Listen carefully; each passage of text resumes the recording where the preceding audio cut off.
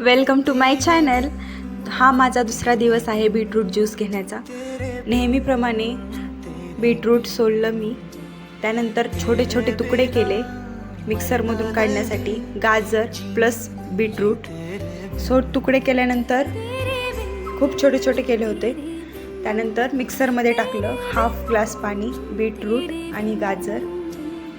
त्यानंतर vitamin C असतं बीटरूटमध्ये, ते त्वचेसाठी ग्लोईंग स्किन होते.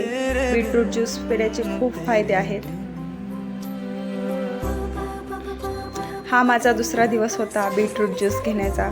सो मी खूप एक्साइटेड होते. कसं तरी लागत होता, पण तरी पण घेत होते. घेतलं, काढलं, नंतर पिले.